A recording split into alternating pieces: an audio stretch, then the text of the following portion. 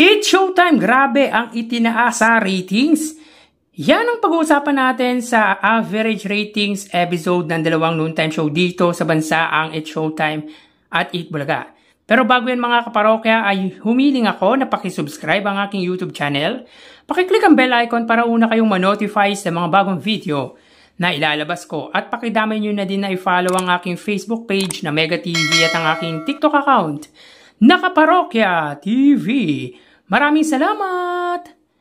So mga kaparokyal, nitong nagdaang Martes po ay binahagi ko sa inyo ang TV ratings ng dalawang noontime show para po sa araw ng Sabado, November 30. Kung saan po mga kaparokya, ang It's Showtime po ay nakakuha ng 7.5% at ang Eat Bulaga ay 3.6%. So dito mga kaparokya ay angat po ng 3.9% ang noontime show ng ABS-CBN. Subalit mga kaparokya, tulad po ng lagi natin sinasabi at lagi kong binibigay sa inyo na average ratings ay wala pong nagwagi sapagkat di po nila na-meet ang kanilang average ratings na 8.4% para po sa It's Showtime at 4% naman po sa Eat Bulaga. Pagdating naman po sa TV ratings ng dalawang malaking TV network dito sa bansa, ay angat po ng 2% ang GMA sapagkat meron po silang 5.2% against sa 3.2% ng TV5. So punta naman po tayo sa araw ng Lunes, December 2. So dito may kita po natin mga kaparokya, ang It's Showtime po ay may 9% at ang Eat Bulaga naman po ay may 4%. So kung titignan po natin mga kaparokya ay malaki po ang itinaas ng ratings ng It's Showtime from previous episode at ito nga po ay 1.5%. Ang Eat Bulaga naman po ay tumaas din po bahagya ang ratings nila at nadagdagan po sila ng 0.4%. So dito mga kaparokya, ang pagitan po ng dalawang noontime show ay 5%. Bagaman mataas po ang It's Showtime mga kaparokya, without average ratings na binibigay po natin, obviously ay wagi po ang It's Showtime. Pero stick po tayo mga kaparokya sa average ratings na binibigay po natin. Meaning, pagdating po dito sa araw ng Lunes, yung ratings po nila ay wala pong natalo. Both noontime show ay nagwagi po sapagkat na-meet po nila ang kanilang TV ratings average na 8.4% at 4%. Pero hindi po natin ini-invalidate yung taas ng ratings ng It's Showtime dahil malaki po talaga ang itinaas ng ratings po ng noontime show ni na Vice Ganda. So dito, ang GMA po ay may 6.2%, ang GTV ay may 1.2%, ang A2Z ay may 1.1%, ang All TV ay may 0.1%, ang Kapamilya Channel ay 0.3%. Meaning to say mga kaparokya, yung mga TV stations or yung free-to-air TV stations ng It's Showtime ay nakuha po ang kanilang average rating sa GMA ay 6%, sa GTV ay 1%, ang A2Z ay 1%, ang All TV ay 0.1% at ang Kapamilya Channel ay 0.3%. Ganon din po ang nakuha ng TV5 na may 3.6%, na may 3.5% average ratings at ang RPTV na may 0.4% na may average ratings naman po na 0.3%. So both TV network po mga kaparokya ay namit naman po ang average ratings nila.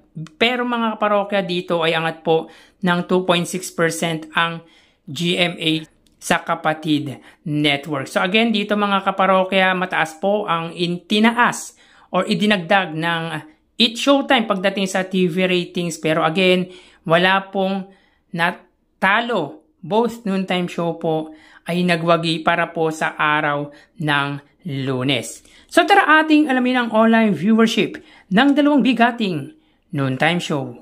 Para sa Eat Bulaga under TVJ Facebook page na may 2.7 million followers at sa It's Showtime na may 18 million followers. So as of 1 PM, ang It's Showtime po ay may kasalukuyang segment na And the Breadwinner is at ang kanilang celebrity contestant or guest contestant ay ang Miss Universe na si Chelsea Manalo. Ang Eat Bulaga naman po ay may kasalukuyang segment na Sugod Bahay Mga Kapatid. So dito makita po natin mga kaparokya, ang It's Showtime po ay may 6,900 viewers at ang Eat Bulaga naman po ay may 3,800 live viewers. So again mga kaparokya, as of 1 p.m.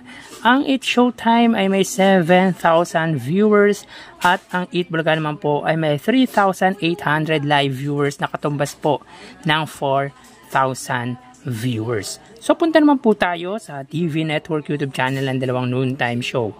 Para po sa Eat Bulaga, under po yan sa TV5 Philippines na may 2.15 million subscribers or 2.16 million subscribers, at sa It's Showtime naman po under GMA Network YouTube channel na may 37.2 million subscribers. So as of 1:01 p.m. ang It's Showtime under GMA Network, sila po ay may 13,000 viewers. Ang Eat Bulaga naman po under TV5, sila po ay may 19,000 live viewers. So again mga kaparokya, as of 1:01 p.m. ang It's Showtime under GMA Network, sila po ay may 13,000 viewers. At ang Eat Bulaga naman po under TV5 ay may 19,000 live viewers. Mapunta naman po tayo sa main YouTube channel ng dalawang noontime show.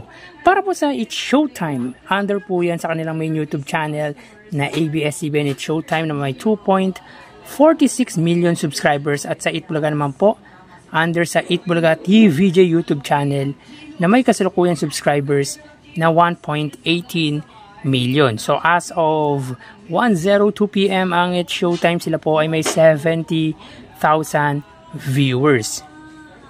Ang Eat Bulaga naman po, sila ay may 89,000 live viewers. So again mga kaparokya, as of 1:02 p.m. ang It's Showtime, sila po ay may 70,000 live viewers, at ang Eat Bulaga naman po, sila ay may 89,000 live viewers.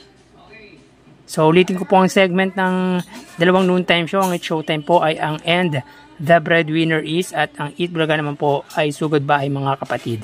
So bali ang total na nakuha ng dalawang noontime show ay, mga kaparokya, bago natin ibigay ang total live viewers ng dalawang noontime show, ay humiling ako na pakisubscribe ang aking YouTube channel, pakiclick ang bell icon para una kayong ma-notify sa mga bagong video na ilalabas ko, at pakidami nyo na din na i-follow ang aking Facebook page na Mega TV at ang aking TikTok account na Kaparokya TV. Maraming salamat!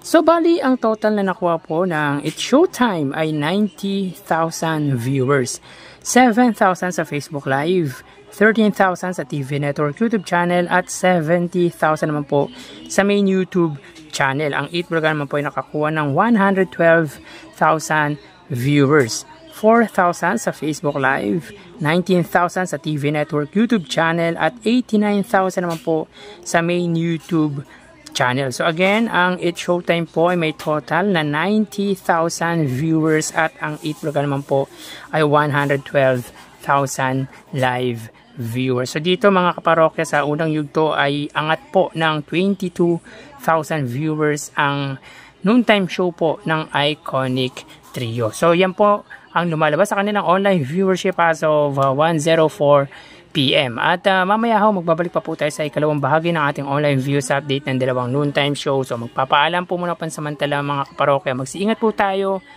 Thank you and God bless.